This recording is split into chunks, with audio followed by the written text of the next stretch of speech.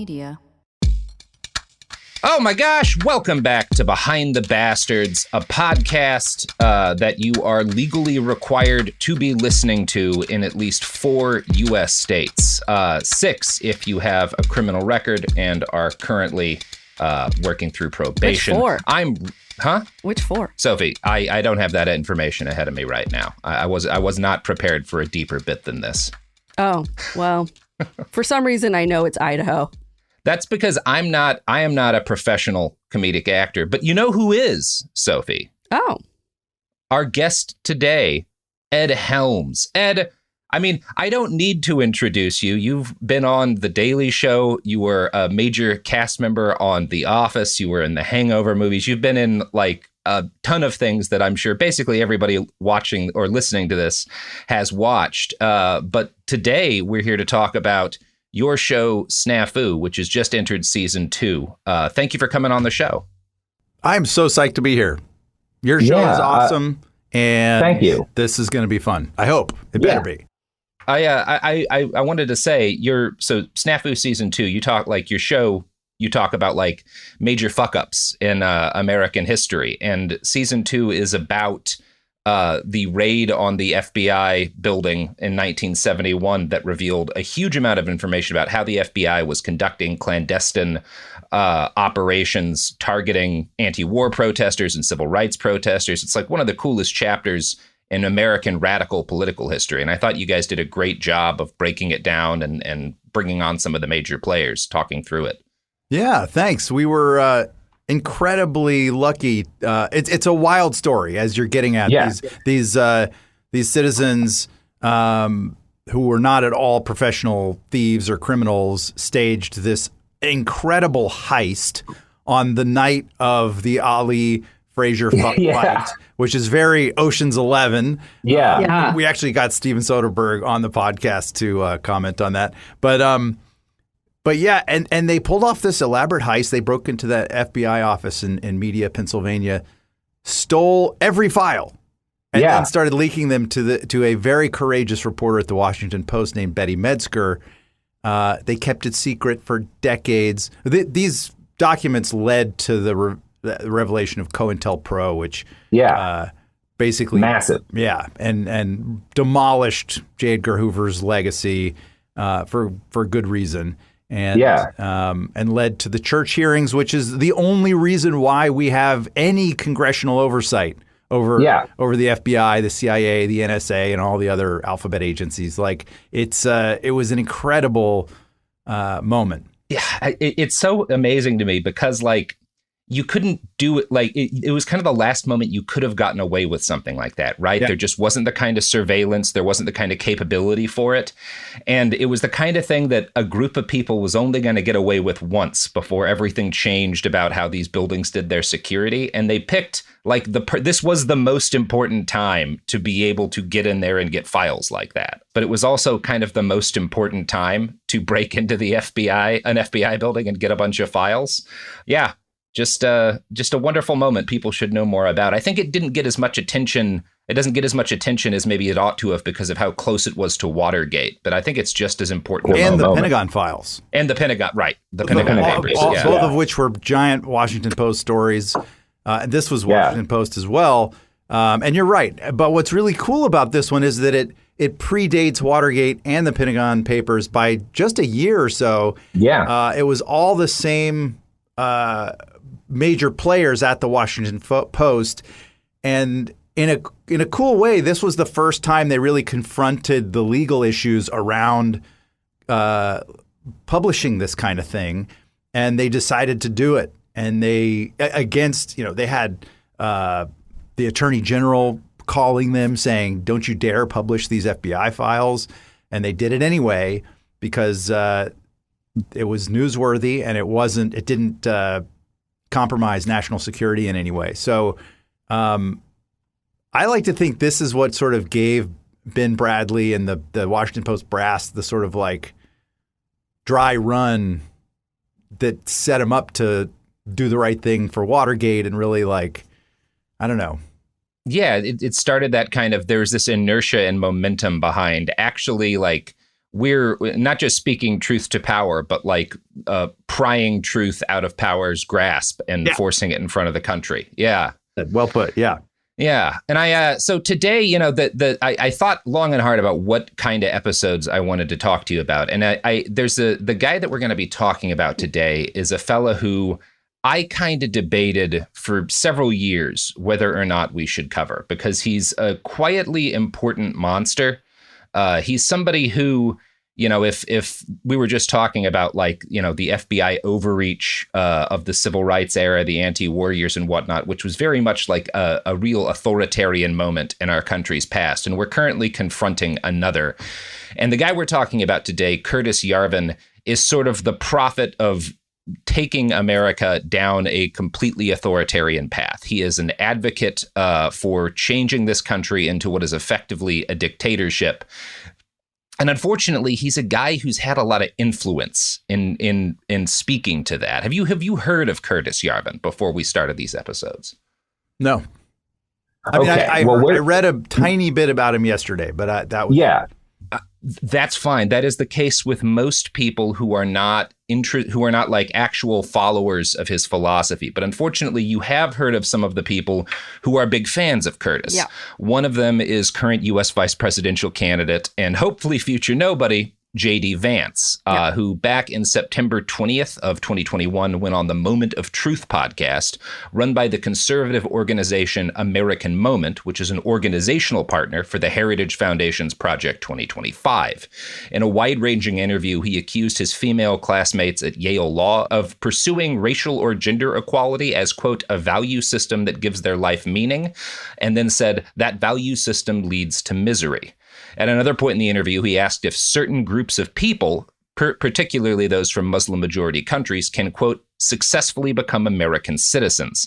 And then he alleged that the reason so many journalists are angry was not the rapid destruction of their industry, but because they didn't have any children, which inevitably, he says, leads to psychotic breaks. Now, a lot of this stuff has come out about Vance. When was that interview? 2021. That's really that's wild because for some reason I sort of thought that like he was kind of normal and then just saw a very cynical opportunity to get elevated if he endorsed Trump, and so he did that, and then everything else has been kind of a cynical like trip down the Trump rabbit hole, just like so many Republicans have done, but that privately like he's kind of smarter than that. But what you're saying now is that he's like Trumpier than Trump on his own. He's a little bit. So Trump, I don't know how much Trump believes other than that Trump should have power. Vance has strong beliefs about the fact that like democracy is a mistake. Right. And that a lot of things that have most of the last century in terms of like social progress, women getting the right to vote, the civil rights movement, like reforming the ability to vote for people who are not like white American men, that was all horribly mistaken. Right. And it was horribly mistaken because it led to this situation whereby too many regular people have any say whatsoever in how they're governed. And like to what Ed was saying before, it's like in a lot of ways, J.D. Vance has more extreme views on things, which is why during the most recent debate, Donald Trump alludes to not discussing certain extreme policies that J.D. Vance claims to have with J.D. And so he tries to distance himself, whereas J.D. is catering to a certain category of human. But Trump's like, oh, I didn't discuss it with him. And that's intentional. Yeah, and it's what's interesting is that if you're looking at like what his background is, Vance is a guy whose entire career has been bankrolled by Peter Thiel, who's the Facebook billion. He made a lot of money on Facebook, made a lot of money on PayPal, and he sunk about $15 million into Vance's congressional campaign, which is the most ever spent on a single congressional candidate. And Thiel in 2009 went on the record as saying he doesn't believe democracy can be compatible with freedom, by which he means like the freedom of people with lots of money to basically govern the rest of us, right? And Thiel and Vance, they're not just kind of reactionaries when they express those things. They are quoting a guy. They are referring to the work of a political philosopher named Curtis Yarvin, who they first encountered when he blogged under a pseudonym, Mincius Moldbug, which is kind of deliberately arch. But this is the guy who has been like the prophet of a sizable chunk of the authoritarian right. Thiel sunk a lot of money into him. J.D. Vance quotes him repeatedly. So does Blake Masters, who is the guy who's been running repeatedly to try to beat Mark Kelly in Arizona. And all of these guys and more are followers of Yarvin, who's probably the most influential theoretician of the radical right in the U.S. today. Curtis has never killed anybody in any legally actionable sense or advocated for murder. And as far as I'm aware, he has never broken a law. But he advocates for the overthrow of democracy and the installation of a dictatorial regime that would by necessity kill and imprison large numbers of people. And his influence is great enough that the whole alt-right and everything that came from the alt-right and to our current era, right, owes something to Yarvin's work. So when you're thinking about everything that's happened on the right that's gotten so deranged since 2015, all of it has bits of Curtis Yarvin in it, right? And his thinking has had a massive impact even on some guys like Elon Musk, who several days ago shared a post where a reader suggested only high testosterone alpha males and aneurotypical people should be allowed to vote. This is also a thought with some Yarvin DNA behind it. Say that again? Oh, yes. Oh, this was quite a moment. That only alpha males, so, stereotypical like alpha male guys, and then aneurotypical people, people who are not like it. I have ADHD. Can I still vote? I think maybe so, because a lot of these guys are big about ADHD making them superhuman, which I also have, and it just makes me really bad at cleaning my house. Yeah. And occasionally, in short bursts, very good at cleaning my house. Yeah. But yeah. So these are the kind of like political ideas that you get when you take too much, read too much Curtis Yarvin, or listen too much to the people who have read a lot of Curtis Yarvin. And he's a kind of guy, because he's so kind of shadowed as a figure, I had always worried about, like, is covering this guy going to bring more attention to him than is necessary? And now that like one of his followers is maybe going to be a heartbeat away from the presidency, I think it's probably time to talk about him. I kind of think we have to. So that's the introduction.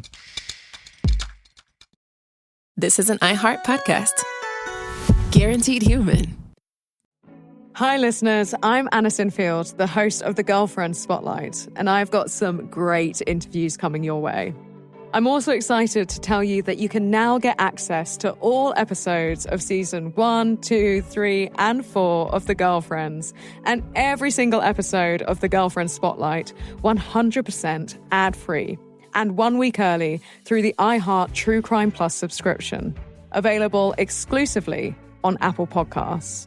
Plus, you'll get access to other chart-topping true crime shows you love, like Betrayal, Paper Ghosts, Piketon Massacre, The Brothers Ortiz, What Happened in Nashville, Hell and Gone, The Godmother, and more. So don't wait. Head to Apple Podcasts, search for iHeart True Crime Plus, and subscribe today. This is Ryder Strong, and I have a new podcast called The Red Weather. In 1995, my neighbor, Anna Trainer, disappeared from a commune. It was nature and trees and praying and drugs. So no, I am not your guru. And back then, I lied to everybody. They have had this case for 30 years. I'm going back to my hometown to uncover the truth. Listen to The Red Weather on the iHeartRadio app, Apple Podcasts, or wherever you get your podcasts. When segregation was a law, one mysterious black club owner, Charlie Fitzgerald, had his own rules. Segregation in the day, integration at night. It was like stepping on another world. Was he a businessman, a criminal, a hero? Charlie was an example of power. They had to crush him. Charlie's Place, from Atlas Obscura and Visit Myrtle Beach. Listen to Charlie's Place on the iHeartRadio app, Apple Podcasts, or wherever you get your podcasts. Hey everyone, it's Emily Simpson and Shane Simpson from the Legally Brunette podcast. Each week, we're bringing you true crime through a legal lens. Whether you want all the facts on the disappearance of Nancy Guthrie, or you still need to wrap your head around the Diddy verdict, we're breaking it all down step by step. And we're not just lawyers, we're also husband and wife. It makes for some pretty entertaining episodes. Listen to Legally Brunette on the iHeartRadio app, Apple Podcasts, or wherever you get your podcasts. You know Roald Dahl. He thought up Willy Wonka and the BFG. But did you know he was a spy? In the new podcast, The Secret World of Roald Dahl, I'll tell you that story and much, much more. What?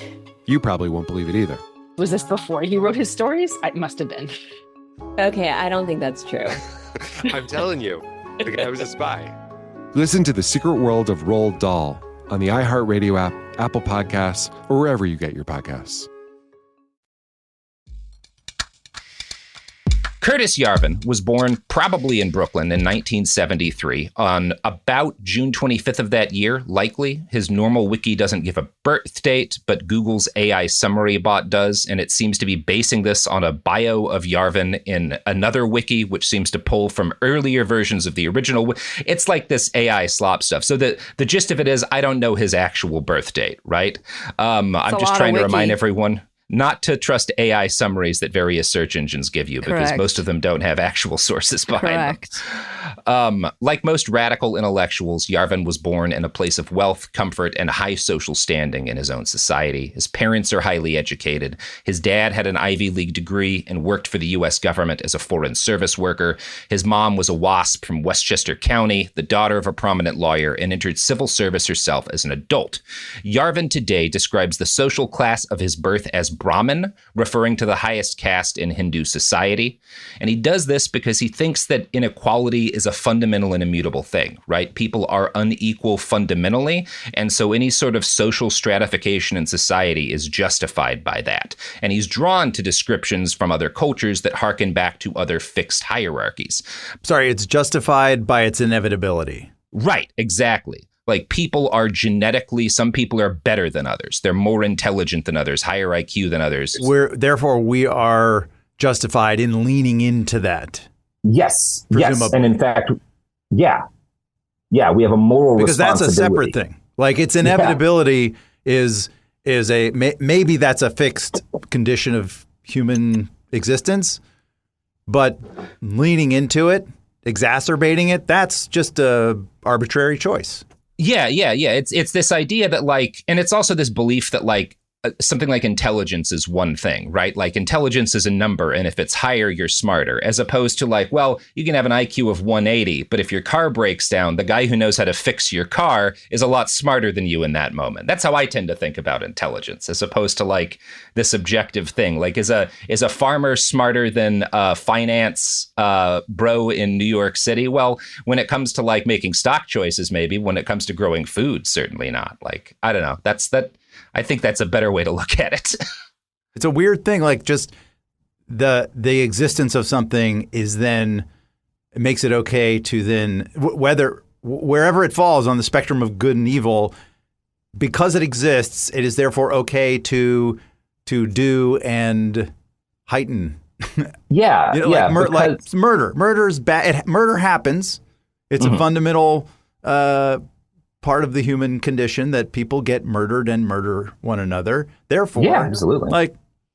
Therefore, I can murder anybody. Is that a comparable? Is that comparable logic? I think it actually is a very comparable comparison, right? That just because, like, there are, like, individuals are not the same, that we should, like, have some sort of and you're always picking when you're trying to acknowledge that, like, okay, people are not, like, people don't all have the same abilities naturally, right? Like, that's a thing that's objectively true. Michael Phelps was always going to be a better swimmer than me, for example.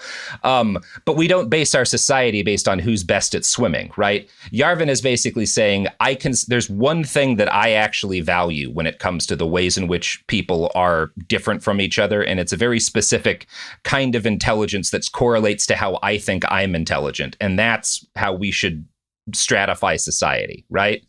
Yeah, he's that kind of a dude.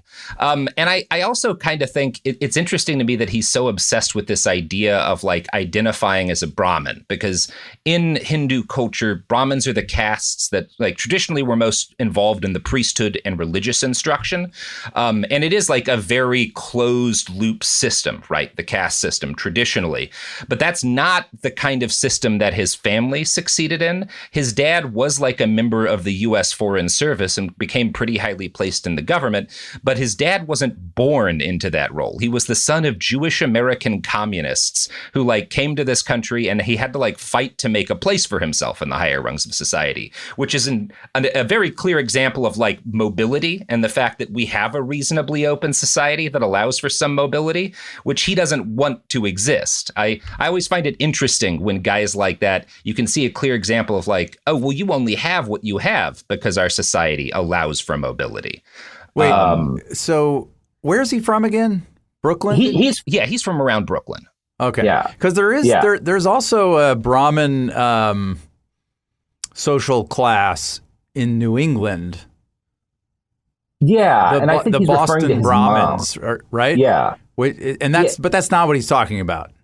I mean, it's a little unclear to me because his mom is kind of like, you could probably call a Boston Brahmin, but he's referring to like, when he talks about his family being Brahmins, he's referring to the fact that his dad was also highly placed in the State Department. And his dad is definitely not a Boston Brahmin, right? Like his parents were Jewish Stalinists, which is not like a Boston Brahmin thing. No, right? Because that was like the Kennedys and like that ilk. So that's so interesting. All right. Yeah. It's a little weird to me the way he kind of like talks about it, but definitely it's kind of key to see that a big chunk of his family's comfort, at least, comes from the fact that like his dad's side of the family entered into a fairly open society that allows for some mobility. So can I clarify one thing? So absolutely, I feel like and I don't know enough about this, so I'm glad to be learning as I go. But I'm realizing that I've assumed that the Peter Thiels of the world, when they advocate for more of a dictatorial structure to our government, they're not saying that part of that is also a free market capitalism, which presumably allows for mobility. Right? Social mobility. Supposed to, yeah. And that if anything, it encourages the best and the brightest to rise. And that's how they see themselves, as the best and the brightest that have risen. So I guess I'm just splitting hairs a little bit. Like, are you sure that also they are anti-social mobility, or they're very much like close the door after you get up, right? Like kick the ladder out from underneath you types, right? And I think it's because they do believe that like that their success was not purely based on the fact that they came up in a system where they gained certain benefits that were the result of like public spending, right? Like all of these guys who made money in the tech industry went to schools that were generally publicly funded, at least at some point. You know, their parents drove on roads that were public. They benefited from like the security infrastructure that exists in this country in a lot of different ways. And their companies all benefited to some extent from government spending and incentives. But they see that their success was like the result of something inherently superior within themselves, and often in like a genetic level in some ways. And so the fact that they have achieved such success is not the result of a society that enabled them. It's a result of like they're members of a natural aristocracy. And the best thing they can do is legally work to codify that aristocracy. We'll get into like some more of kind of how Curtis arrives by this, because he's really a big part in kind of lending an intellectual air to this. But that very much is how these folks see themselves. And he grows up as a kid. You know, his dad's working for the State Department. They travel around the world a lot. He spends a decent chunk of his childhood in like Cyprus and the Dominican Republic. You know, so that's a lot of disruption in his schooling. You know, he's not one of these kids who stays in the same school for a long period of time, but he excels in academics. He skips a grade back before his family goes overseas. And when they move back to the U.S., he skips 2 more grades and he winds up a sophomore at age 12, which I think is probably never a great idea, right? That's a little young to be a sophomore. Sounds hard. Yeah. Yeah, like it wasn't great being a sophomore at the normal age. Yeah, that is not when when humanity at that age is not when humanity is at its most benevolent and kind and supportive. Yeah. Yeah, definitely a mild way to put it. In one interview I found, Yarvin basically says like, yeah, it was whack that I was skipped ahead so far, right? Which now, was it because of academic achievement that he bounced ahead?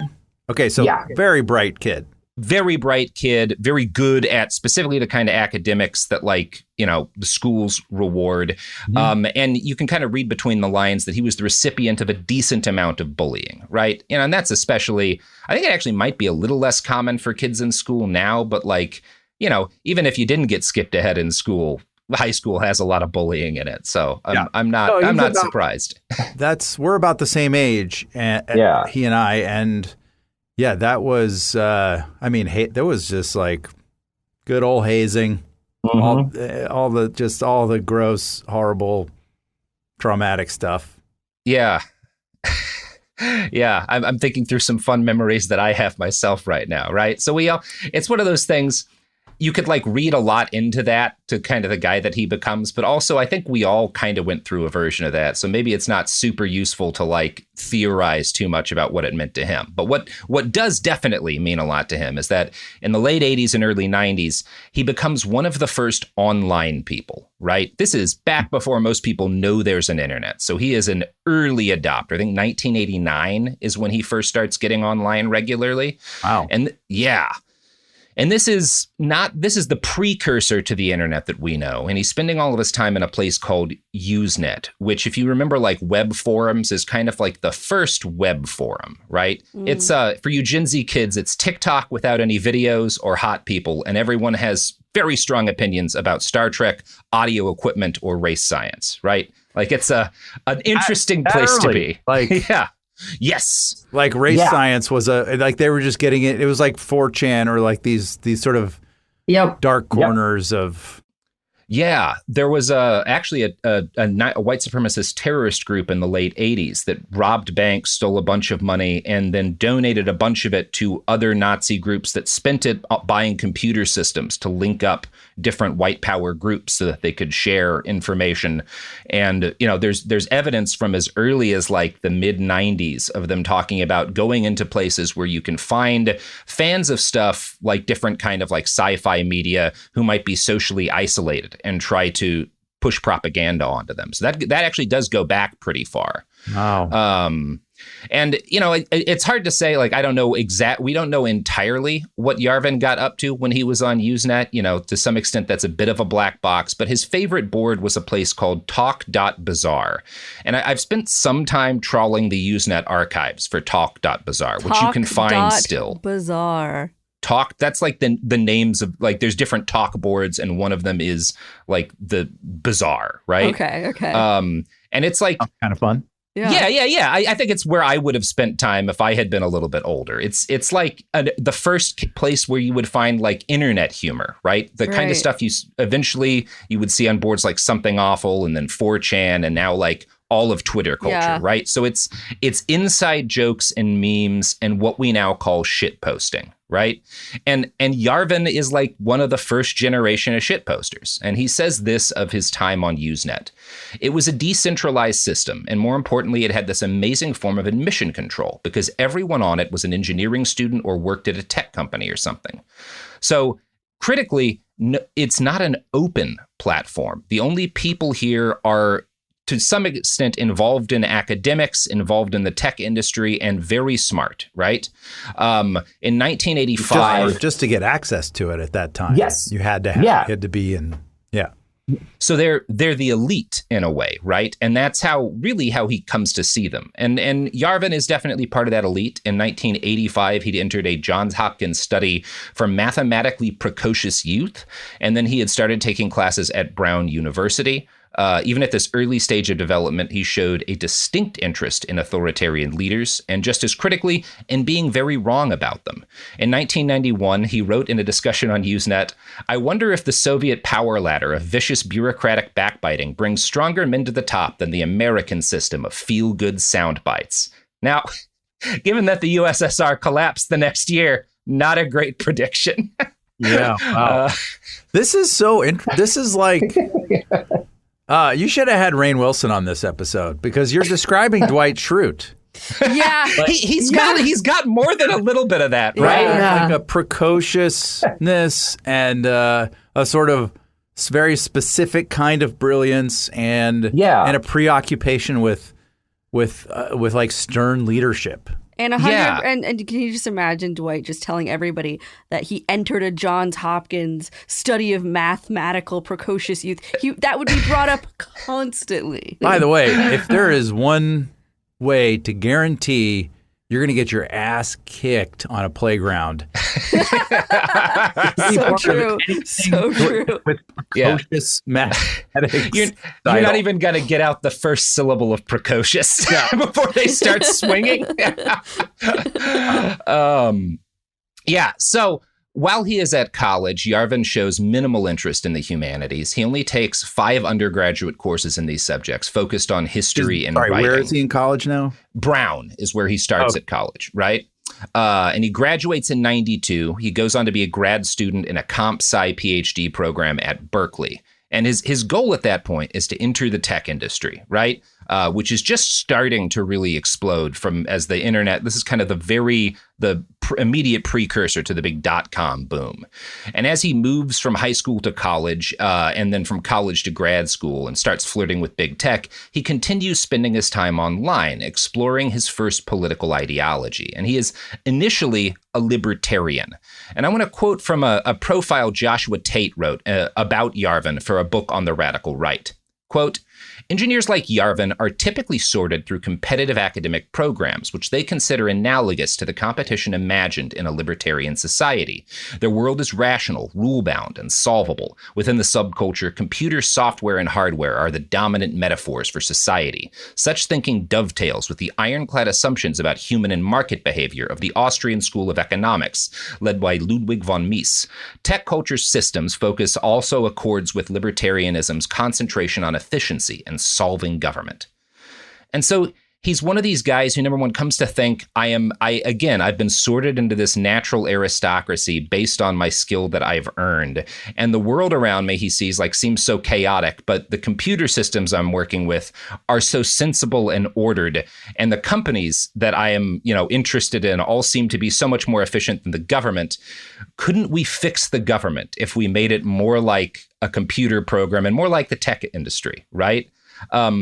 Which you can't, because people don't work that way. But there's always guys who think this way, right? And, hopefully most of them, I think it doesn't lead anywhere but some bad opinions on the internet. Unfortunately for Yarvin, it's going to go a little bit further than that.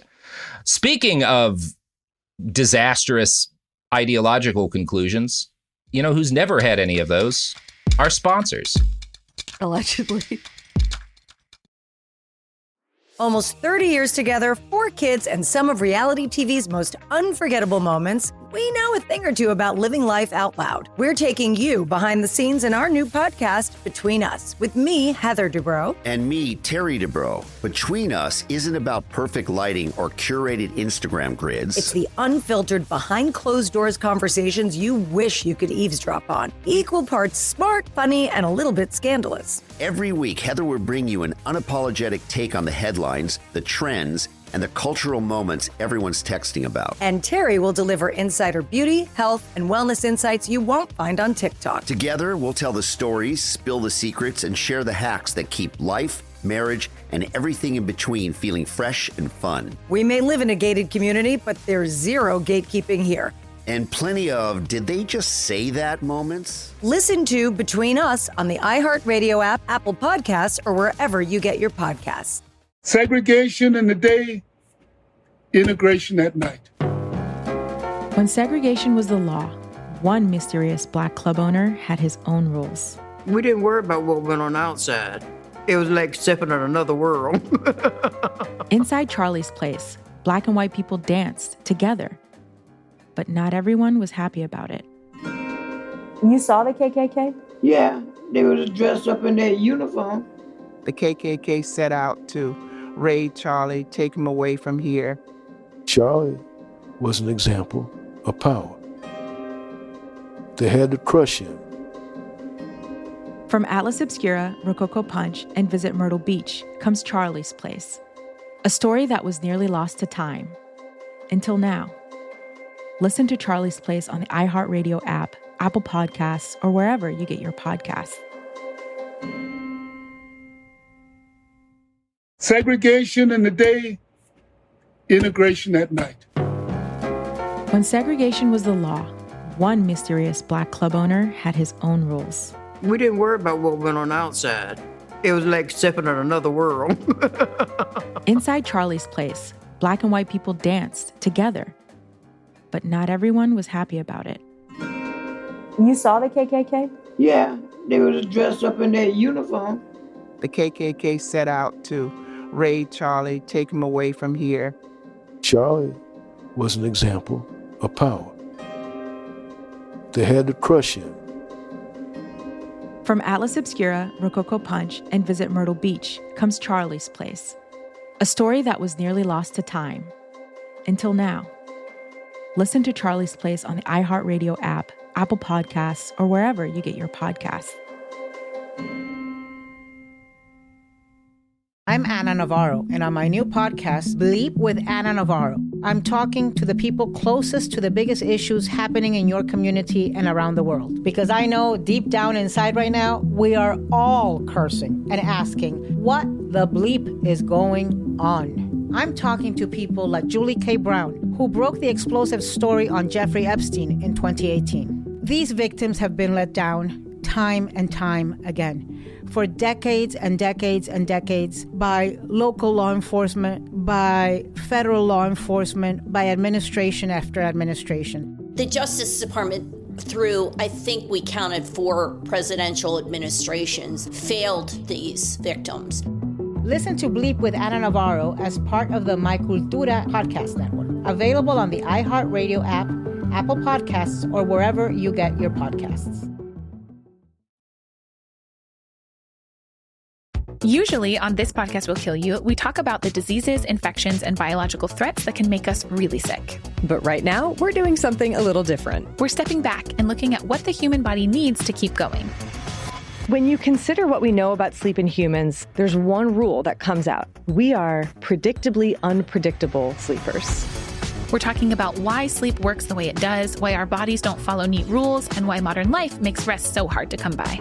The second half of our series takes us to the digestive system with a multi-part series on what happens after we eat.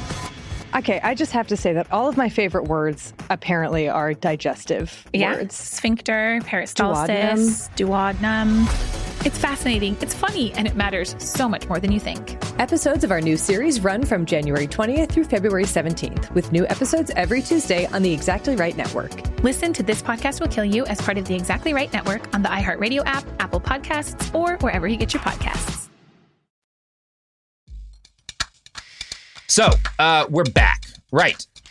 Now, the kind of thinking that Yarvin has about libertarianism, about being a part of this natural aristocracy, is not really congruent with human liberty in the broad sense, right? Because, you know, if you are able to, as a business owner, use your liberty like unconstrained by government regulations to dump poison in a waterway, right? That is, you are more free as the person running that business, but you're also destroying life and, you know, one would say harming the liberty of thousands of other people who rely on that waterway, right? So I would say, as someone who is like inclined to some libertarian ideas, I don't really understand why so many libertarians are obsessed with this kind of like ending of government restrictions on corporations. Yeah. Yeah. And also, and another version of that, I find the anti-union rhetoric so it's so hilarious to me, because the formation of a union to collectively bargain with a CEO is the most the most natural expression of free speech.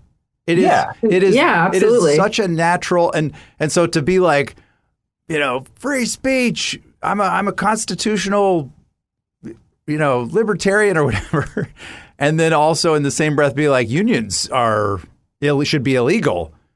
It's the math doesn't add up.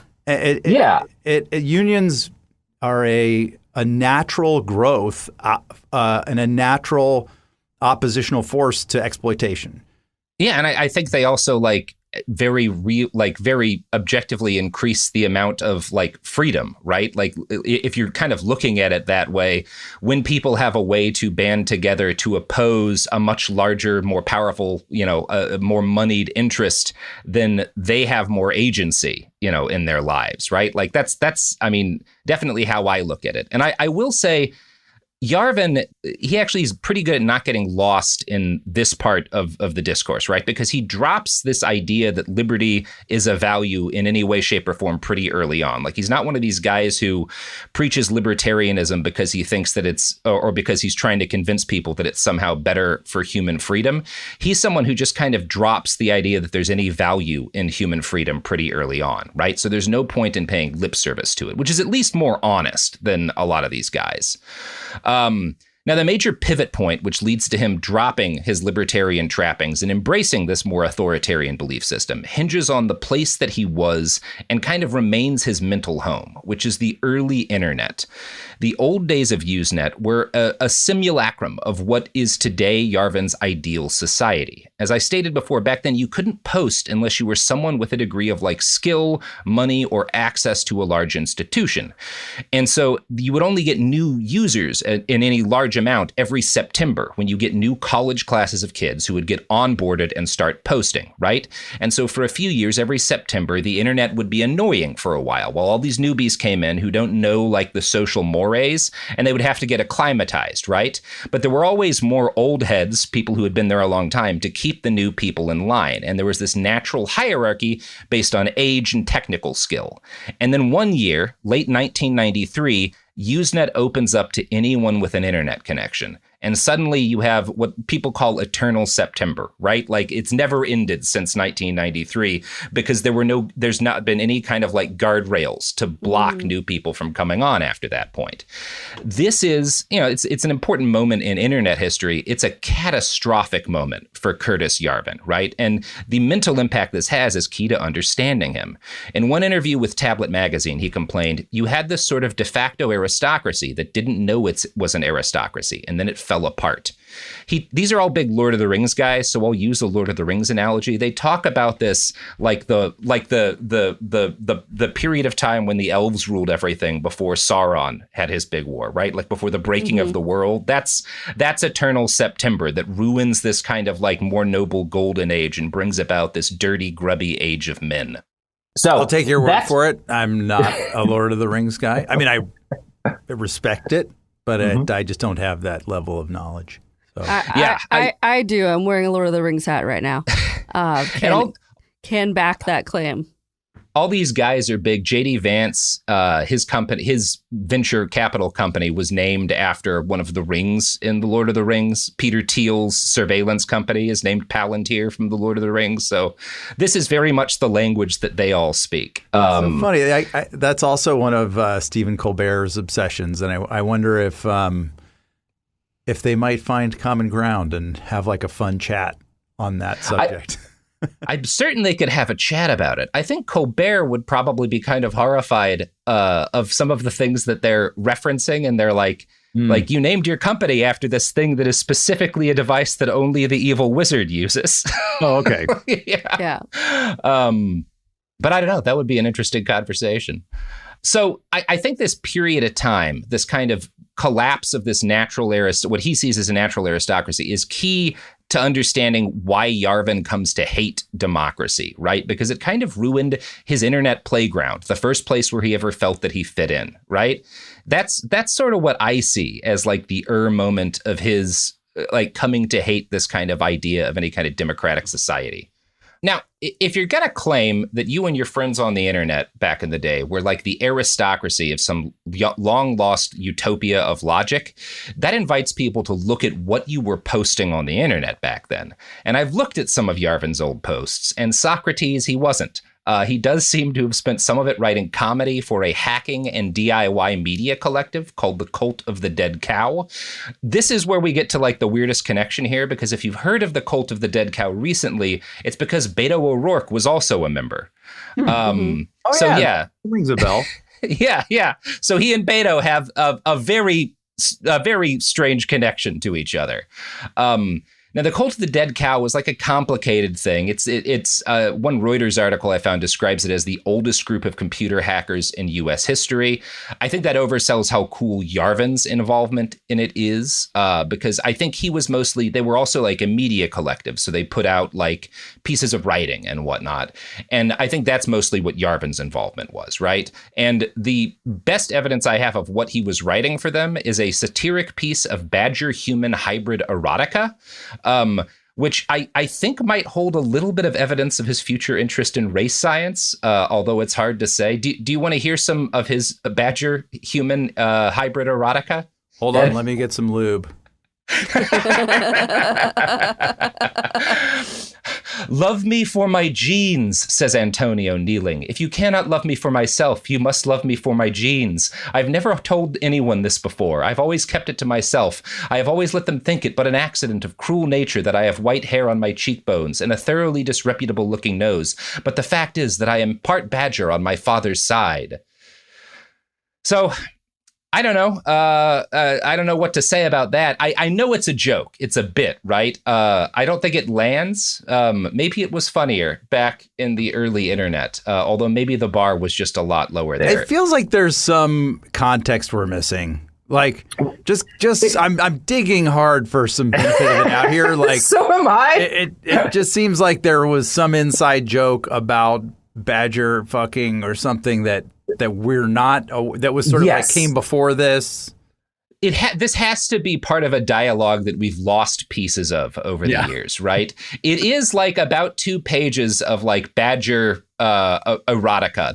It's weirdly, the love me for my genes line stands out to me, but I may be reading more into that than is necessary. But yeah, so, you know, that's the kind of stuff he's doing. He's like, it's pretty lighthearted comedy, right?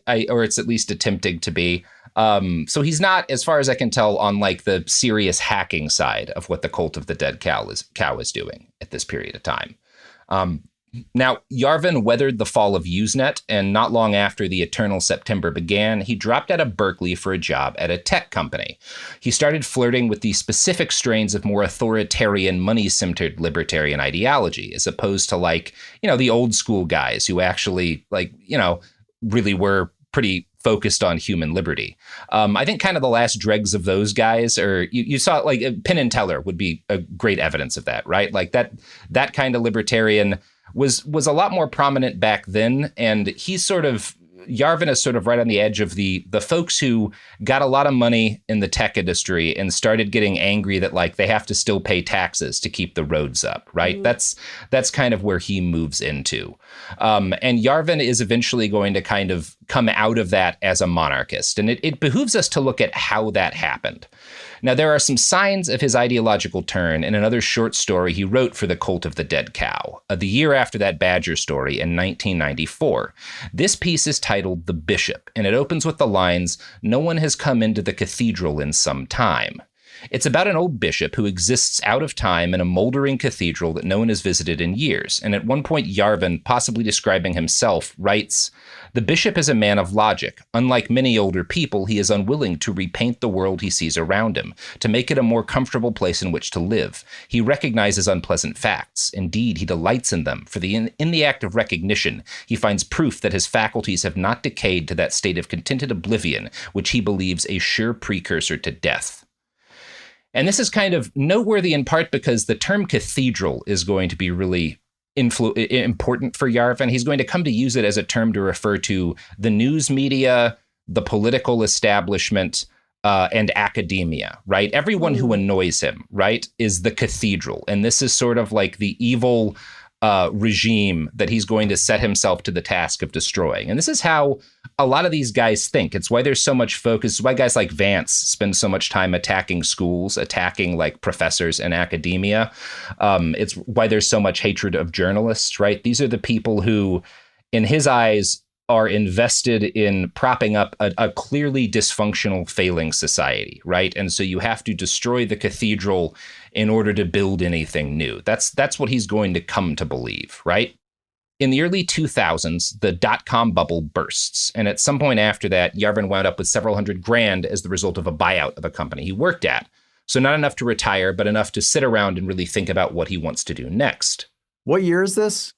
This would be like in the early 2000s. So this is all happening sometime between like 2001 and 2004. The dot-com bubble bursts sometime after 9/11, I think, is when he gets bought out. And by 2003 or 4, he's kind of sitting around on a pile of money, reading a lot, trying to figure out what he wants to do next with his life. What he kind of decides is that he wants to think about politics and economics. Now, Yarvin had made some friends during his tech years, and he'd gotten interested in Austrian school economists, mostly because of this University of Tennessee law professor, Glenn Reynolds, who was like an early blogger who had gotten Yarvin interested in a guy named Ludwig von Mises. And eventually, through this, Yarvin gets interested in a fan of Mises, another theoretician named Murray Rothbard. Rothbard was a foundational anarcho-capitalist thinker. I don't really like that term, but that's what they called themselves. And he basically believes like there should not be a state, right? There should not be any power higher than individuals and corporations spending their money to make things happen, right? That's kind of the gist of it. Being anarchist. Yeah. And, I think like an anarchist would argue the fact that you have a bunch of money is like as much a problematic hierarchy as, anything that the state does, and not necessarily like you can't really be an anarcho-capitalist. A lot of people would argue, but Rothbard is one who feels like basically that the primary reason the state is unethical is that it stops people from doing what they want to do with their money, right? Whereas an anarchist would be like, well, the reason that the state is unethical is that states can do a lot of harm to people at scale, right? Anyway, none of that really matters to the point, which is that he gets really interested in this guy, Rothbard. And Rothbard, one of the things that he writes about is this kind of anger at the concept of people advocating for civil rights, right? Anyone advocating for civil rights in Rothbard's mind is an enemy, right? Because the only way to advocate for civil rights is to advocate for the state to make rules about those rights. And that leads inevitably to tyranny. Rothbard wrote, "Behind the honeyed but patently absurd pleas for equality is a ruthless drive for placing themselves, the elites, at the top of a new hierarchy of power." And this is something you see a lot on the right today, this idea that like any group of people who are advocating for civil rights because they're being oppressed under the present system are secretly trying to make themselves rulers, right? All they really want to do is oppress you by, getting the right to vote or own credit cards or whatever. So that's kind of like a big part of Rothbard's belief system. And Yarvin really takes to that. Now, and that quote that I just read from him came out in 95. So you get the kind of feeling like this is the sort of thinking Yarvin is hoovering up in that period right before, the dot-com boom and then the dot-com bust. And ultimately, his reading of these Austrian school guys leads him to another dude named Thomas Carlyle. Now, Carlyle has been dead for a while. He's a Scottish philosopher from the 1800s, and he's kind of seen as a proto to a lot of these kind of like more modern thinkers that he's reading. And Carlyle is, he's an authoritarian who believes that you need a strong man to stop groups of marginalized people from making themselves the new tyrants, right? And he's also, as we'll talk about, a massive racist. He's one of these guys who justifies slavery as being a fundamentally like ethical system for reasons of like basically certain people, like certain groups of people are different genetically. So slavery is a natural like hierarchy in society. So these are the kind of people that Yarvin is digesting when he comes upon the work of a fellow named Hans Hermann Hoppe. Hoppe is a German-born political theorist and a leading Austrian school economist. He's another anarcho-capitalist. And Hoppe is a big advocate of monarchy in a way that like he defines monarchy as a privately owned government as opposed to a democracy, which he calls a publicly owned government. And Hoppe believes that the transition from monarchy to democracy over the 20th century was like the big mistake that we made as humans and has caused nothing but civilizational decline ever since. And from Hoppe, Yarvin gets the idea that the best way to run anything is to have one guy be in charge of it, right? You can't effectively run an organization if there's any power sharing. The only way to do anything is to have a single person be invested with absolute power, right? I know that's kind of like a tortured logical route, but those are sort of the ingredients that eventually cook up to him becoming a monarchist, right? Now, we might say that's not the most logical thing, right? If you look at what happened to all of the absolute monarchies, they kind of destroyed each other circa World War I. And Yarvin would argue, no, those weren't real absolute monarchies. They all made too many compromises with different sort of like democratical instruments within those societies. And that's the reason why Austria-Hungary fell. That's the reason why the Tsar fell, right? They didn't have quite enough power. I think that's silly. Well, sure. I mean, it places such an unreasonable amount of faith in one person, or in just like the integrity of humans. People. The reason that you have to embrace a messy system is because people are inherently messy. Yeah, I think that's a great way to put it. A monarchy is a wonderful fantasy, but like, how do you pick the guy or the woman? Right. How do you pick that person? And then like, what if he gets hit on the head? Wrong? What if he gets wrong? And right. What if maybe he's it's drunk? like a Dalai Lama thing where it's a birthright thing, and then like, what if they're just like a narcissistic, suicidal, or depressive or whatever? Like, what if they want nothing to do with it? I don't know. It just seems nuts. It's this thing that like everyone understands the frustration with democracy, right? Like it's really messy and really annoying a lot of the time. And like people make a lot of bad decisions, especially even as collectives, groups of people make really bad decisions a lot of the time, right? Yeah, but then saying like the solution to this is to have one guy be in charge. And it's like, well, number one, how do you pick that guy? Number two, like we've all seen it, like people change over the course of their lives, right? Like what happens if that guy, like his mental capacity gets declined or whatever, or he gets obsessed with something weird and crazy and dangerous, which is what happens to every monarchy, right? They all wind up ruled by like maniacs who make terrible decisions, which is like why we had World War I. You have all these like monarchs who were obsessed with these very silly attitudes, with these very silly petty grievances between each other, and had made like generations of terrible decisions when it came to like purchasing arms and building their military machines.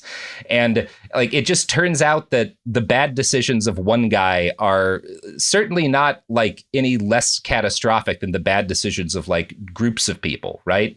Anytime you've got people who spend all of their time like theorizing about the way things ought to be, as opposed to like dealing with the way people are, you're going to wind up with nonsense, right? And like that. Unfortunately, every now and then we get to see like what that nonsense looks like, you know, when people actually put it in place. You know, in the case of like absolute monarchies like this, we got the trenches in World War I. In the case of like a very authoritarian communism, you know, we got Stalin. And I guess kind of like part of why I think Yarvin is important to understand is that as kooky as a lot of this stuff is, he is a guy who wants to take these theories that he made himself when he was like sitting alone in his apartment reading books and not really interacting with real people. He's a guy who wants those theories to govern the lives of hundreds of millions, ideally billions, right? And that's a real dangerous kind of person, you know? Like regular people can sit around and like read their books and talk about like, well, this might be neat or this might be neat. But whenever you're talking about like, I know how to reorder all of society, you've become dangerous. And that's kind of what Yarvin is doing during this period of time where he's sitting at home and he's reading his books.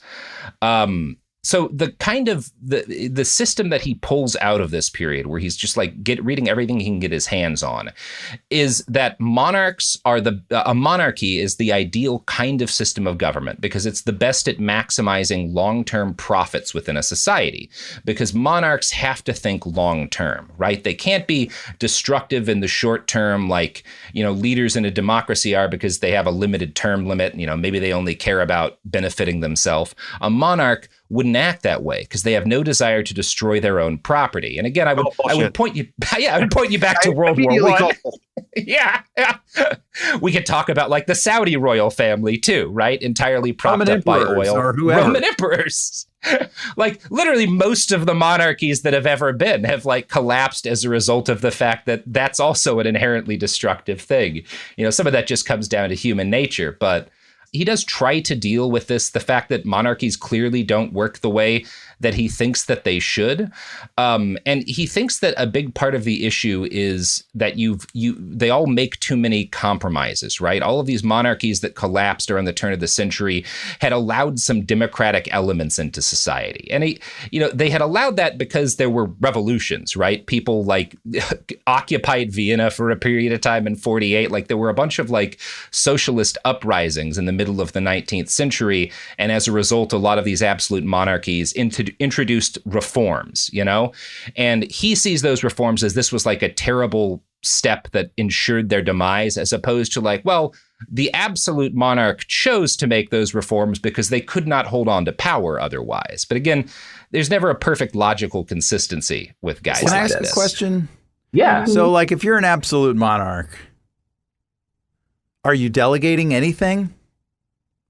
Who are you delegating to? Like, what are the what is the is the like? Do you have to be just like an insane micromanager to be? Yeah, but I think the key is to him. The difference would be like a bureaucratic structure wherein there are other centers of power, right? Like if you've got a constitutional monarch, but there's still some kind of like Congress or Senate or whatever that has some things that are within its scope of jobs. More of a CEO than a monarch, right? He does actually view it as a CEO where they do delegate, but the CEO is ultimately the guy in power. Who right? picks all the delegees? I think the CEO in his ideal like situation, right? Like his ideal system of government that he kind of comes around to is like the way Facebook is run, right? Where you do have like a board of directors technically, but Zuckerberg has enough control of stock that like no one can force him out. The buck stops with him. Like he ultimately has all of the power in that organization. That's how Yarvin thinks countries should be run, right? Facebook, in his defense, Facebook is a flawless organization. Yeah. We all know that nothing ever goes wrong there. So the final straw for Yarvin's tolerance of democracy came in 2004 as a result of the Swift Boat Veterans for Truth scandal. You remember this, I'm sure, right? Oh, yeah, of course. Yeah. This is back in the 2004 election. John Kerry was the Democratic nominee. Kerry had been wounded 3 times in Vietnam. And then after he had left the service, he had become an anti-war activist, right? He like testified in Congress. This was a really big deal. And so number one, as a result, conservatives had never really forgiven John Kerry for, as they saw, betraying the country in Vietnam.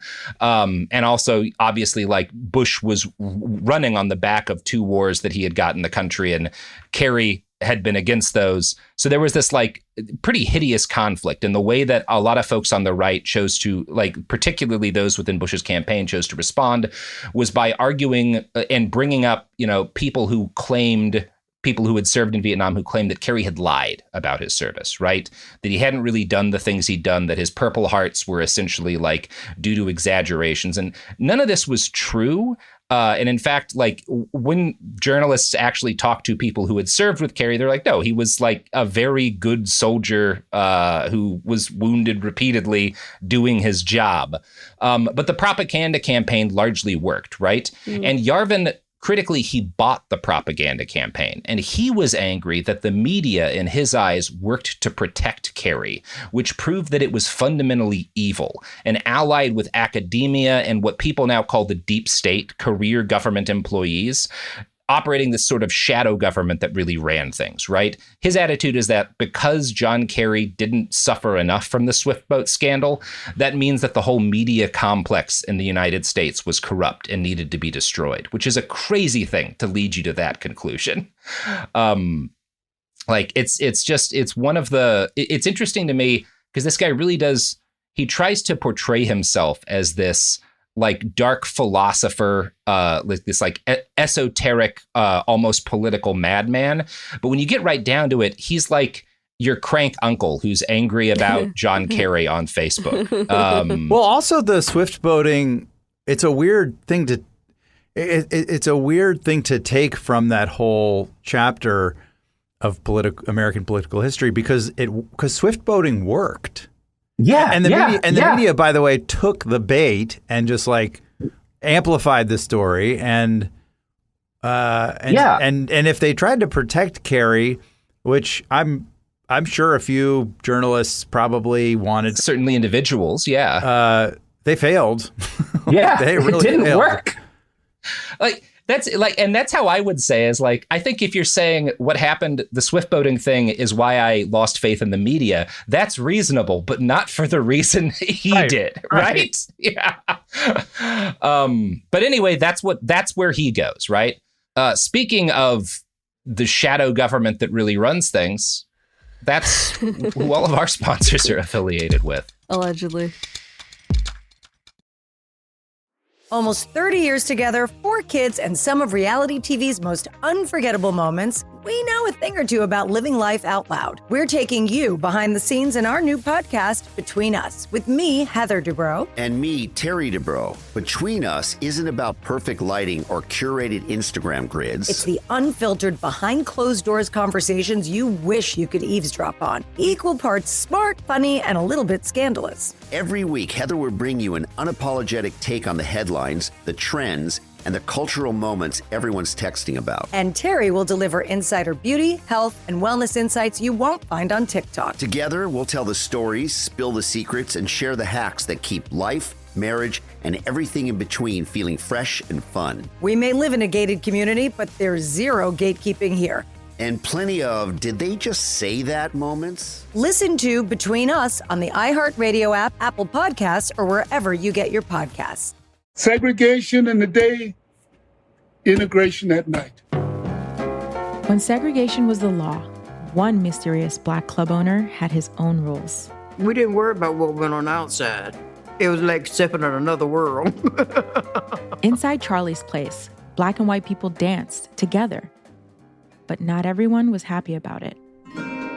You saw the KKK? Yeah, they was dressed up in their uniform. The KKK set out to raid Charlie, take him away from here. Charlie was an example of power. They had to crush him. From Atlas Obscura, Rococo Punch, and Visit Myrtle Beach comes Charlie's Place, a story that was nearly lost to time. Until now. Listen to Charlie's Place on the iHeartRadio app, Apple Podcasts, or wherever you get your podcasts. Segregation in the day, integration at night. When segregation was the law, one mysterious black club owner had his own rules. We didn't worry about what went on outside. It was like stepping in another world. Inside Charlie's Place, black and white people danced together. But not everyone was happy about it. You saw the KKK? Yeah, they was dressed up in their uniform. The KKK set out to raid Charlie, take him away from here. Charlie was an example of power. They had to crush him. From Atlas Obscura, Rococo Punch, and Visit Myrtle Beach comes Charlie's Place, a story that was nearly lost to time. Until now. Listen to Charlie's Place on the iHeartRadio app, Apple Podcasts, or wherever you get your podcasts. I'm Anna Navarro, and on my new podcast, Bleep with Anna Navarro, I'm talking to the people closest to the biggest issues happening in your community and around the world. Because I know deep down inside right now, we are all cursing and asking, what the bleep is going on? I'm talking to people like Julie K. Brown, who broke the explosive story on Jeffrey Epstein in 2018. These victims have been let down time and time again for decades and decades and decades by local law enforcement, by federal law enforcement, by administration after administration. The Justice Department, through, I think we counted 4 presidential administrations, failed these victims. Listen to Bleep with Ana Navarro as part of the My Cultura podcast network, available on the iHeartRadio app, Apple Podcasts, or wherever you get your podcasts. Usually on This Podcast Will Kill You, we talk about the diseases, infections, and biological threats that can make us really sick. But right now, we're doing something a little different. We're stepping back and looking at what the human body needs to keep going. When you consider what we know about sleep in humans, there's one rule that comes out. We are predictably unpredictable sleepers. We're talking about why sleep works the way it does, why our bodies don't follow neat rules, and why modern life makes rest so hard to come by. The second half of our series takes us to the digestive system with a multi-part series on what happens after we eat. Okay, I just have to say that all of my favorite words apparently are digestive words. Sphincter, peristalsis, duodenum. It's fascinating, it's funny, and it matters so much more than you think. Episodes of our new series run from January 20th through February 17th, with new episodes every Tuesday on the Exactly Right Network. Listen to This Podcast Will Kill You as part of the Exactly Right Network on the iHeartRadio app, Apple Podcasts, or wherever you get your podcasts. We're back. So, now the years that Yarvin is kind of doing having his like period in the wilderness, coming up with his political ideology, largely like 2003 or 4 to like 2007 or so, are the years that the tech industry, like that brings us Web 2.0, is starting to emerge. You get Google, you get, Apple had been around for a while, right? But we start to see like what's going to become the smartphone era, like grind towards, coming into being. Facebook also starts like 2006 or 7, I think, is like when it very first starts out. So like this is kind of the early birth of the Web 2.0 era, which are all of these founder-driven startups for the most part, right? And Yarvin comes to see this system that gives us Google and Facebook as inherently better than the system that governs the country, right? It's more akin to his kind of idealized absolute monarchy. So by this point in time, around 2007, Yarvin has more or less come across all the ingredients of his new ideology, this kind of reactionary monarchism with Austrian economic tendencies. The problem is that none of these philosophers that he likes, these guys like Rothbard and Hoppe, have quite gotten it right. And so he decides, I've got to start putting my ideas out there. I've finally figured it out. I've consolidated the contradictions between all these systems. And now I'm going to start putting it out for people to see, right? So in 2007, he breaks out of this kind of chrysalis of reading that he'd put himself in, and he comes up with a blog under a pen name, Mencius Moldbug. And it's under this pen name that he's going to start writing a bunch of essays of political theory. In an interview with Max Raskin, Yarvin describes the origin of this nickname, Mencius Moldbug, this way. It came from 2 different handles I was using in different places. I would post occasionally on Reddit or Hacker News. Sometimes I would get banned and I would choose the name of a new classical figure, and I just happened to land on Mencius. And then I was doing some economics posting, and I posted something about gold, but I said mold instead of gold because I was talking about something with a hypothetical restricted supply. So it's just kind of like a foreign name, but it sounds like a little bit sinister. And it's interesting to me. Mencius, the first name, comes from a Confucian philosopher from the 300s BC, who was a major figure in that kind of thought. And he had, during the Warring States period, interviewed a bunch of different kings and written a book about like what he'd learned about ruling. Now, Mencius was kind of focused on getting monarchs to act more benevolently towards the poor and the downtrodden. So he's not really a figure that has a lot to do with the kind of politics Yarvin is about to espouse. I think he largely picked the name because it makes him sound kind of sinister. But he starts putting out his new thoughts on politics in this blog in a series of essays called Unqualified Reservations, all geared at getting his readers on board with the idea of reorganizing society away from democracy and towards a kind of enlightened one-man rule that he believes is going to work a lot better. Unlike most philosophers, Yarvin peppers his essays with casual slurs. In reading one where he talks about World War II, he refers to the Japanese repeatedly by a common slur at the time. And in another, he makes a satiric statement about how the indigent poor should be destroyed and turned into biodiesel fuel. This kind of stuff, it has the impact of getting like, on the rare occasions in these early days that like major news outlets will look at his work, they'll kind of decide to ignore him because it's this guy dropping a bunch of racial slurs and crude jokes. He's clearly not a serious thinker. But the other thing that this style of discourse does is it's very attractive to young men, particularly young kind of intelligent autodidacts in the tech industry who spend a lot of time reading the internet, right? And it is kind of in the same way that a lot of like the way people talk on 4chan is going to be attractive to these kinds of guys, right? And what you're seeing in these early Moldbug episodes with this use of slurs and these kind of like joking, not joking statements about killing poor people is the precursor to the way the alt-right is going to talk about issues, right? And use kind of humor and jokes that aren't really jokes to kind of push more extreme ideas, right? Moldbug is really the guy who starts doing that I don't know if you'd say he was the first, but he's certainly the first with a platform to be doing that in a way that's really influential to a lot of these people. Now, can I ask? I have two questions. Yeah. One is, are we sure we're pronouncing Mencius correctly? Is it not Mencius? I think it is Mencius. Sorry, Mencius. Yes, but it's spelled the other way. I have no idea. I just when you said it was a Confucian, suddenly thought, well, maybe anyway. I think it is Mencius. Yeah. And then my second question is, to what extent? I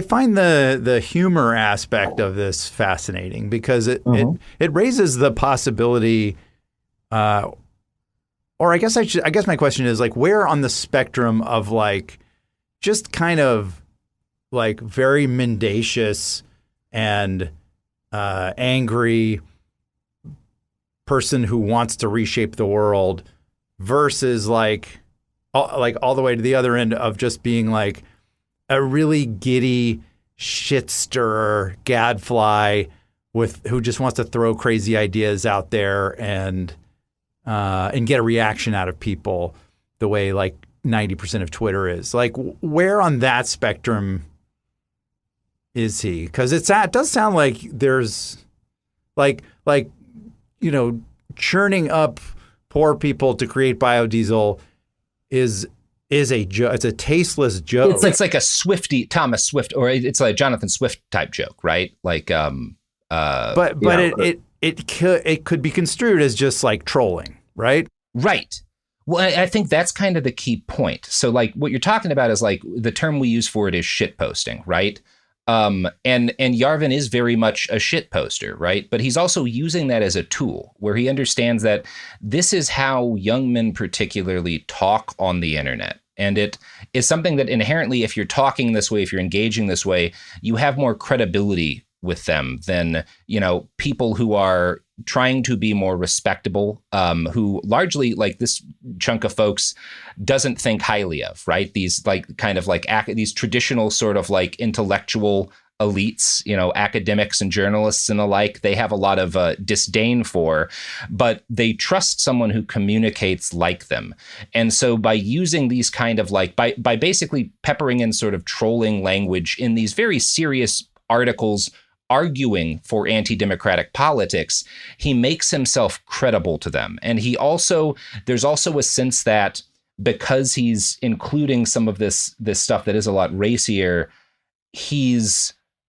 there's something almost forbidden knowledge about the stuff that he's putting out, right? That makes them want to share it with each other. And that's very much like a factor in his success. What he's doing here is like very much intentional and very intelligent and very effective. And if you want to look at kind of the ultimate like evolution of these sort of tactics, I think a great touch point would be the Christchurch shooters manifesto, which included a lot of these like inside jokes, a lot of like forum troll language, wrapped around serious arguments for like why people should carry out white supremacist attacks. And it's a kind of tactic that is really what gave us the alt-right as a political force, and it's still very much how these people communicate. Now, I think it started to hurt them recently. The whole the weird stuff that Tim Walz began pulling out has actually been a really effective thing, because when you actually like take the way these people talk amongst each other and put it up in front of an audience, it's deeply off-putting to most people. But it also kind of led to this establishment of like an internal language for these folks that kind of led to an ossification of their ideological tendencies, right? We're all using the same kind of terms and words that we've come to recognize as like dog whistles for different things. Right. And Yarvin is really doing that in a very organized way. He's good at developing terms for people to use that get adopted on a large scale. You know, one of the best example of this would be his term, the cathedral, right? Which, you know, he uses to mean this nexus of everything he doesn't like: the liberal media, the university system, academia, you know, like career government employees, everything he considers bad and everything his ideal monarch would destroy, right? In his ideal world, there's not going to be an independent academic community. There's not going to be newspapers or journalists, just a king and an aristocracy. And of course, he's going to be a natural member of that aristocracy, right? Now, he does kind of the last piece of this ideology he's putting together is he has to explain why a lot of these real world feudalist governments that fell apart all fell apart. And part of it is obviously they gave too much freedom to people who weren't the monarch. But the other thing he comes up with is that old monarchies denied citizens the freedom to exit.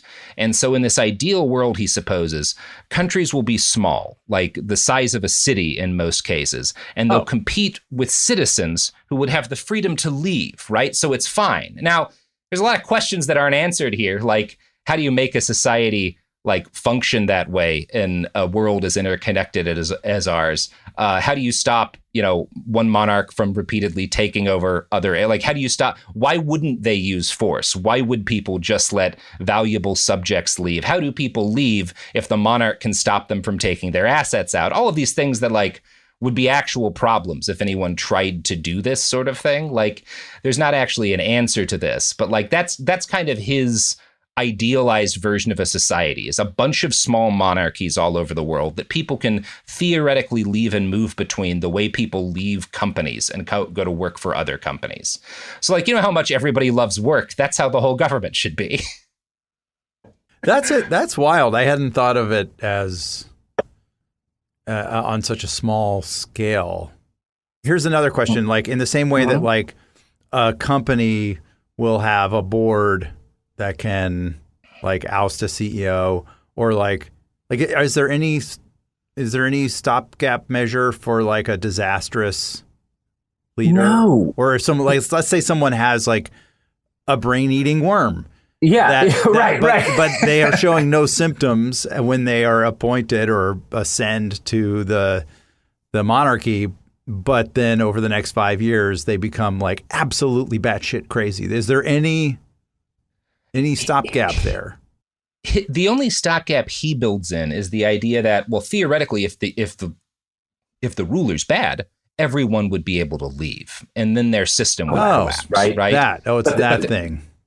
Yeah, it's that thing where it's like, well, but what if he wants to shoot people who try to? It's like Rand Paul saying, like, civil rights are dumb because if you put like a whites only sign in front of your store, you're going to lose business and you're going to go out of business, and the market will keep you from being racist.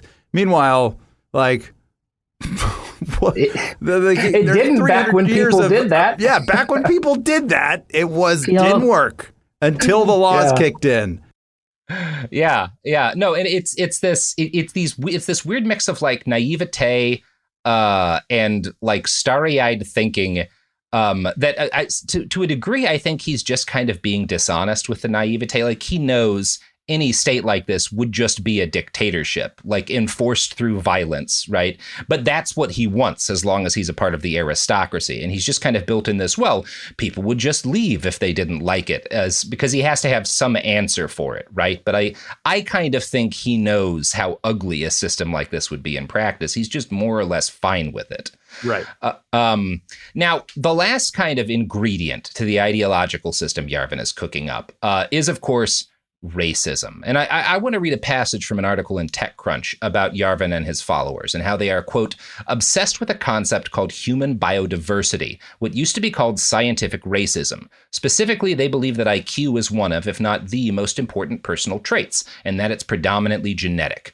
Neo-reactionaries would replace or supplement the divine right of kings and the aristocracy with the genetic right of elites, right? So this is another element of how he tries to justify, well, my system's smarter than the old school of monarchies, right? It's not just these bunch of families are the people who are in charge. Right. Our aristocracy is people who naturally are superior because of their IQ. Because obviously that tells you everything about a person.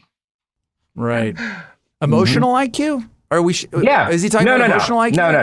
No. That's not worth much to these guys. Absolutely not. Yeah. I'm for that. I'm for people with like very strong emotional IQs being in charge of things. Yeah. No. That's not the system we're going to have. Just a bunch of guys who are really good at coding, running everything, you know? That way everything can finally work the way Uber does. Oh, so I'll feel unsafe all the time. Yeah. Okay, cool. So it's probably not surprising.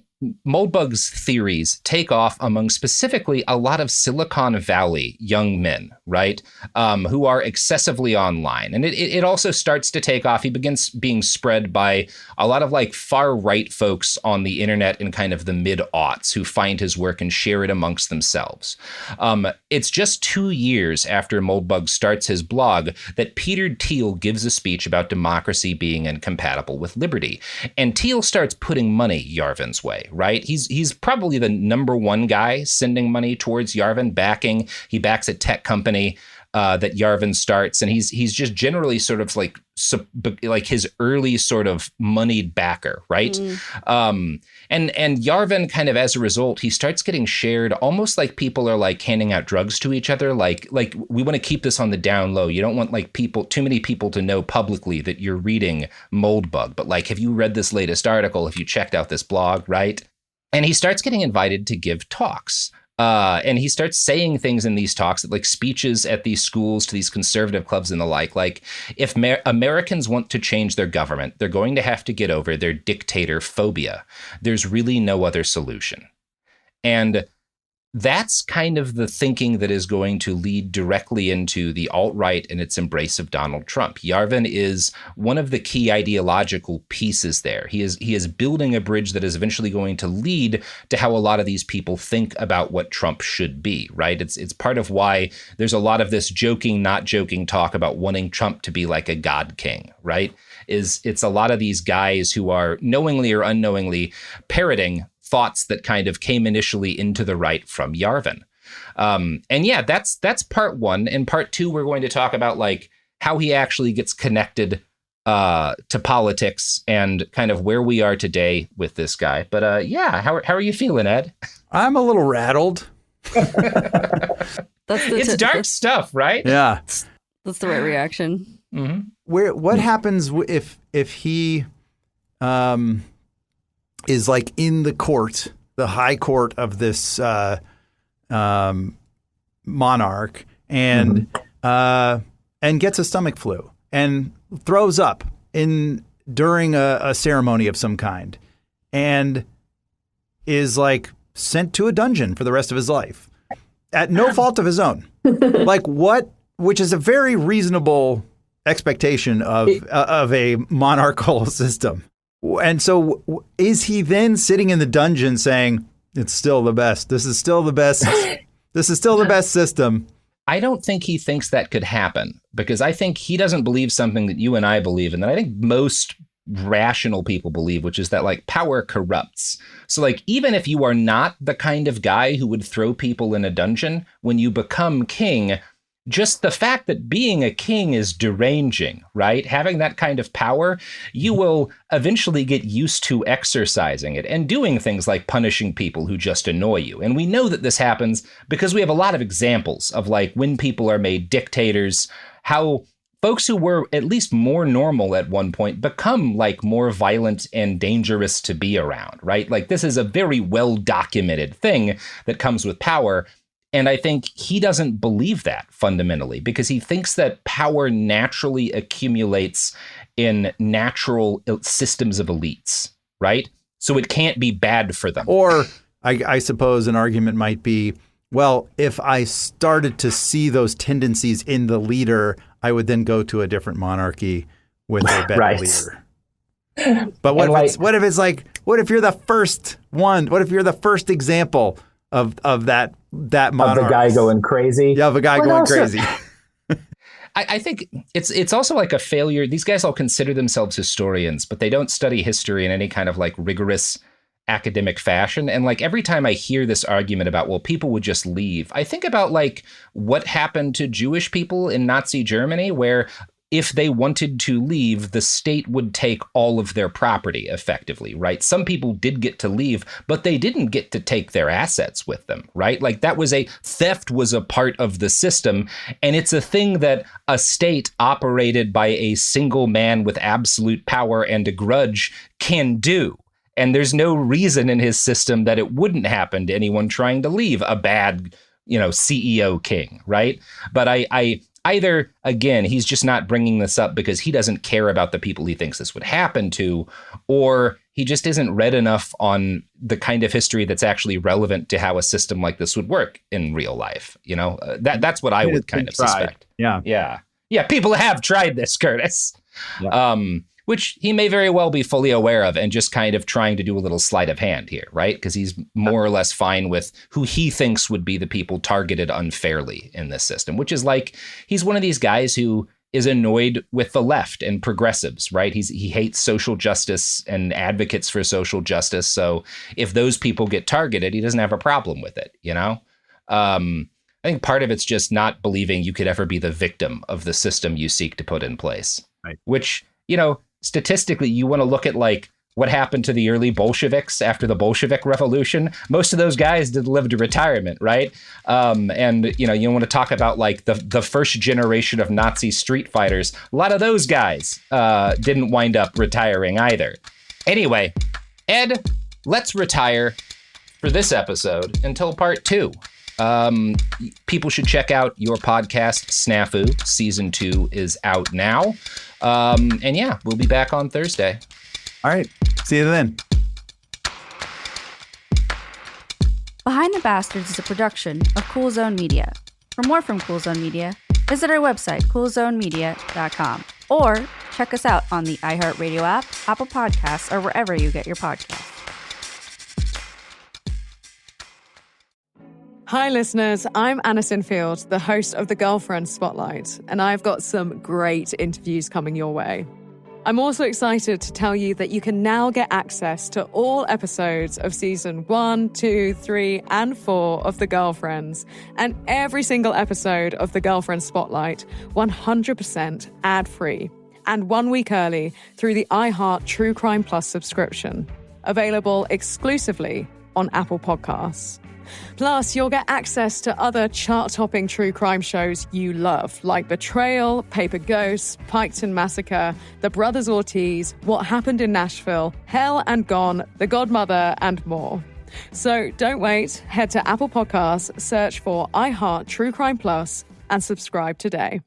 Hey everyone, it's Emily Simpson and Shane Simpson from the Legally Brunette podcast. Each week, we're bringing you true crime through a legal lens. Whether you want all the facts on the disappearance of Nancy Guthrie, or you still need to wrap your head around the Diddy verdict, we're breaking it all down step by step. And we're not just lawyers, we're also husband and wife. It makes for some pretty entertaining episodes. Listen to Legally Brunette on the iHeartRadio app, Apple Podcasts, or wherever you get your podcasts.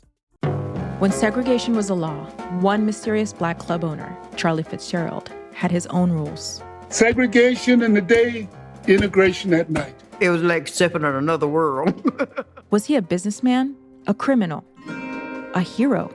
Charlie was an example of power. They had to crush him. Charlie's Place, from Atlas Obscura and Visit Myrtle Beach. Listen to Charlie's Place on the iHeartRadio app, Apple Podcasts, or wherever you get your podcasts. This is Ryder Strong, and I have a new podcast called The Red Weather. In 1995, my neighbor, Anna Trainer, disappeared from a commune. It was nature and trees and praying and drugs. So no, I am not your guru. And back then, I lied to everybody. They have had this case for 30 years. I'm going back to my hometown to uncover the truth. Listen to The Red Weather on the iHeartRadio app, Apple Podcasts, or wherever you get your podcasts. You know Roald Dahl. He thought up Willy Wonka and the BFG. But did you know he was a spy? In the new podcast, The Secret World of Roald Dahl, I'll tell you that story and much, much more. What? You probably won't believe it either. Was this before he wrote his stories? It must have been. Okay, I don't think that's true. I'm telling you, the guy was a spy. Listen to The Secret World of Roald Dahl on the iHeartRadio app, Apple Podcasts, or wherever you get your podcasts. This is an iHeart podcast. Guaranteed Human.